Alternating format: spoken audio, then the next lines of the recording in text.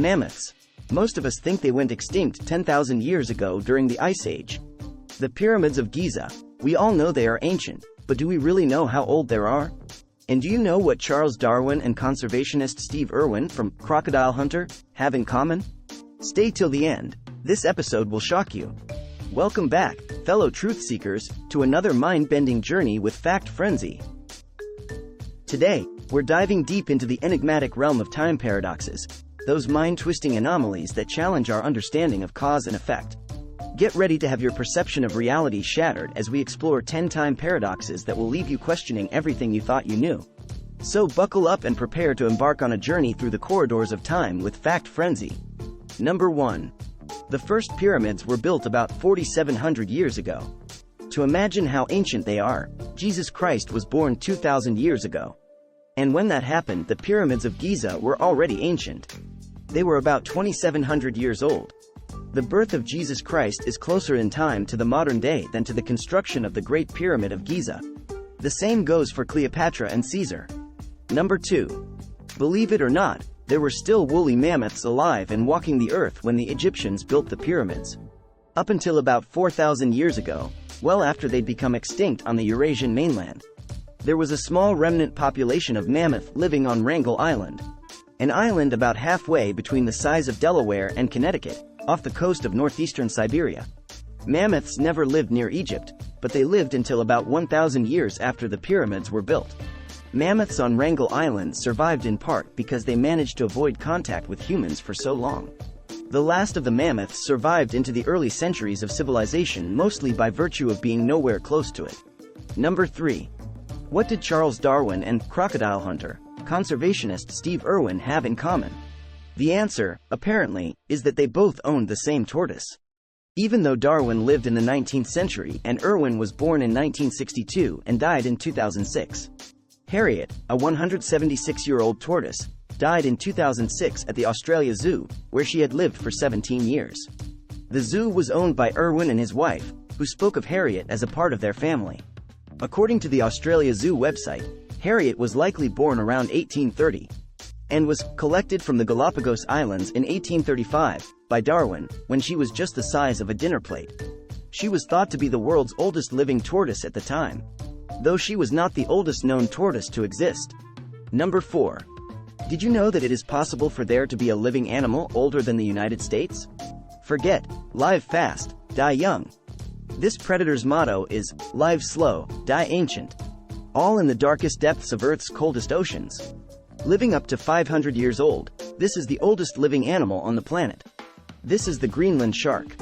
If Greenland sharks can live up to 500 years, it means some of them were alive at the same time as Shakespeare.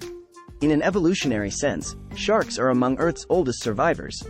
They've been roaming the oceans for more than 400 million years. Number 5. We are used to thinking of the age of dinosaurs as a time when all known dinosaurs lived together on Earth. But this is not true. Dinosaurs ruled the planet for 165 million years. For example, the Stegosaurus roamed the Earth during the late Jurassic period, between 156 and 144 million years ago.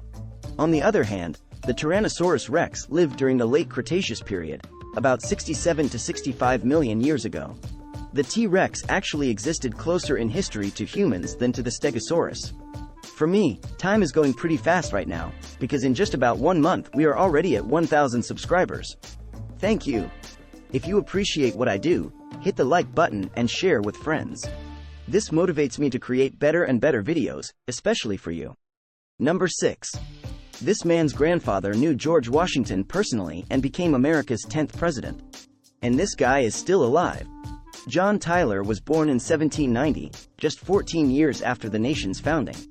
He became president in 1841, after William Henry Harrison died in office, and served until 1845. His son Leon Gardner Tyler was born in 1853, when John was 63. Leon Gardner Sr., in turn, was in his 70s when Leon Gardner Jr. and Harrison Ruffin were born. And so America's 10th president, who lived 234 years ago, still has a living grandson. Harrison Ruffin Tyler, born in 1928, is still living. Today he is 96 years old, and he is separated from his grandfather by 2 centuries. Number 7. The oldest person to ever live was Jeanne Calment, who lived to the age of 122 years and 164 days. She was born in France in 1875 and passed away in 1997. Jean-Louise Calment has seen a lot in her life. She was 14 years old when they finished the Eiffel Tower.